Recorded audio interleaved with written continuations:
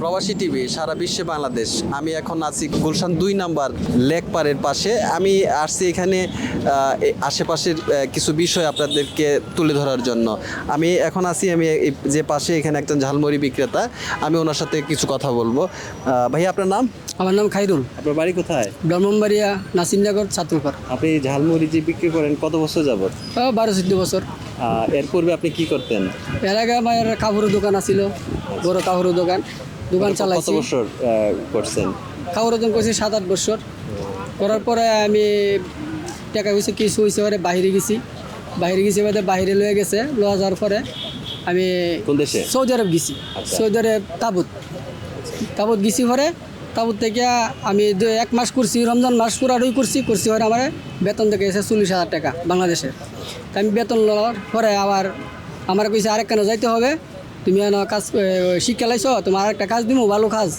তো আমার আবার কাপড়ের দোকানে লয়ে গেছে, নিয়ে কাপড়ের দোকানে দিছে বাদে আমি আবার 10-12 দিনের মতন কাপড়ের দোকান করছি। করার পরে আবার এখান থেকে আবার লয়ে গেছে বিরজার দোকানও, বিরজা চা কফি এগুলো বানানি। এখানে নিচে নেওয়ার পরে আমি একবার ইহানে গেছি পরে আমার মাসখানের মতন 5 দিন কম, মানে 1 মাস লাগছে।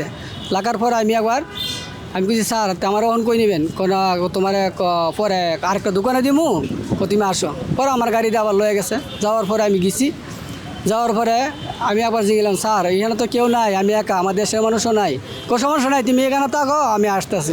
গেছে পরে একদিন পরে আসছে, রাত্রে আমি তাকছি, খানা টানা ফাটাইছে, খাইছি, খায়া তাকছি। ওরা সকালে তোমরা তো বাংলাদেশ পুরুষ। আমি কেন কেন কিছু নাই কয়েসের আমার গাড়িতে আনছে, বিমানে তুলে দিছে। পরে তো বাংলাদেশ আয় উঠছি। আর পরে তো আমার মনে করে টাকা পয়সা ঋণ করে গেছি, যার পরে মানে বাংবার কোনো ক্ষমতা নাই আমার। কথা লাস্টে আমি আমার আব্বু কিছু জায়গা কিনে দিয়েছিল, সে জায়গাটা আমি বিচ্ছি, আমার এক বুঞ্জামাইয়ের কাছে বিচ্ছি 3 লাখ টাকা বিচ্ছি। আর ঋণ টিন ভাঙার পরে দিয়ে আরও মানুষে খাও না। পরে সিরিয়াং গেলাম, সিরিয়াং 1 বছর থাকছি, কোনো সুবিধা করতে পারি না। পরে আবার আসলাম ঢাকা এসে ঝালমুড়ির ব্যবসা জমুক আর মানুষের দাহাই দিছে, লইছি। লওয়ার পরে আমার 2টা বাচ্চা মাদ্রাসাত পড়াই, আর একটা স্কুলও পড়ে, হেরারও খরচ দেওয়া লাগে, আর আমারও ঘরে খরচ আছে। মানে কোনো মতে আমি খুব কষ্টতে মানে চলাতে আছি, মানে বাড়ি ঘরে টাকা হারাইবার কোনো ব্যবস্থা নাই। এই জন্য আমি অতটুকু পর্যন্ত মানে আছি, আপনার দোয়া। তাহলে আপনি যে সৌদি আরবে গেছিলেন 2 মাস ছিলেন, এটা ওই দালালের মাধ্যমে গেছিলেন? হ্যাঁ, দালালের মাধ্যমে গেছে। তার মানে আপনি যে টাকাগুলো খরচ করছেন কত? 6 লাখের মতো খরচ। 6 লাখের মতো। তাহলে 2 মাস থেকে আপনাদের ফিরে আসতে, তো আপনি ফিরে চলে আসছেন। জি। তো এখন ওই পরে দালালের সাথে যোগাযোগ করেন নাই, ওনাকে পান নাই, ওনার সাথে কথা হয় নাই, টাকাটা কি ফেরত নিতে পারেন নাই? না, দালালে যে মোবাইল বন্ধ করে লেছে পরে আর মানে ফাই নেই। তার মানে আপনি ওই টাকাটা দিয়ে আপনি সৌদি আরব গেছেন, এই টাকাটা আপনার মায়ের গেছে। জি, মায়ের গেছে। তারপরে এসে আপনি এই বিজনেস করতেছেন। জি, business। তো এই ঝালমুড়ি বিক্রি করতেছেন, প্রতিদিন কত টাকা বিক্রি হয়? আপনি কোনোদিন 2500, 2000, 1500, 1600 এরকম বিক্রি হইতেছে। ঢাকা থাকেন, পরিবার নিয়ে থাকতেছেন। জি। তো পরিবারকে নিয়ে থাকতেছেন, মাসে কত খরচ? বাসা ভাড়া দেন কত? বাসা ভাড়া আপনার 6,500 টাকা বাসা ভাড়া। খাওয়া দাওয়া খরচ যায়? খাওয়া দাওয়া খরচ তো আরও আছে অনেক কিছু। তো ওই ছেলে মেয়েদের তো ছেলে মেয়ে মাদ্রাসা দেওয়া লাগে 2টারে 3,000 টাকা, আর বড়টা দেওয়া লাগে না। তো আর একটা মাসে ছোটো আপনার- বাচ্চা আছে, এটারও কিছু খরচ আছে। তো মাসে আপনার কত? প্রায় 15-16 হাজার টাকা খরচ আছে, তাই না? হ্যাঁ, এরকম আছে, 15-16,000 টাকা খরচ আছে। তাহলে সারা মাসে ঝালমুড়ি বিক্রি করে আপনি পরিবার চালাচ্ছেন। জি।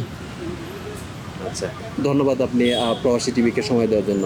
সুপ্রিয় দর্শক মণ্ডলী, দেশ বিদেশে বিশ্বের যে প্রান্ত থেকে দেখছেন, আজ এই ব্যক্তির সাথে আমরা কথা বললাম, যে ব্যক্তিটা আমাদেরকে জানালো উনি বাংলাদেশে 8 বছর কাপড়ের ব্যবসা করার পর সৌদি আরবে যাওয়ার জন্য 6 লক্ষ টাকা একজন দালালকে দেওয়া হয়েছিল।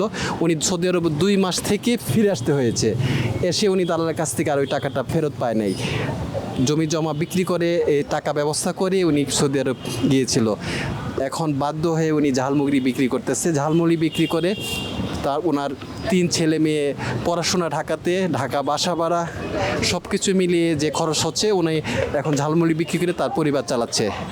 আমরা প্রবাসী টিভির পক্ষ থেকে দোয়া কামনা করতেছি। সেই সাথে প্রত্যেকটা মানুষদের, বাঙালিদেরকে আমরা প্রবাসী টিভির পক্ষ থেকে জানাবো, যারা দেশের বাইরে যাবেন অবশ্যই ভালো ব্যক্তি, ভালো এজেন্সির মাধ্যমে কাজের অভিজ্ঞতা নিয়ে বিদেশ যাবেন, তাহলে আর সমস্যাগুলো হবে না। মোহাম্মদ মঞ্জুর ইসলাম হীরা, গুলশান 2, প্রবাসী টিভি, ঢাকা।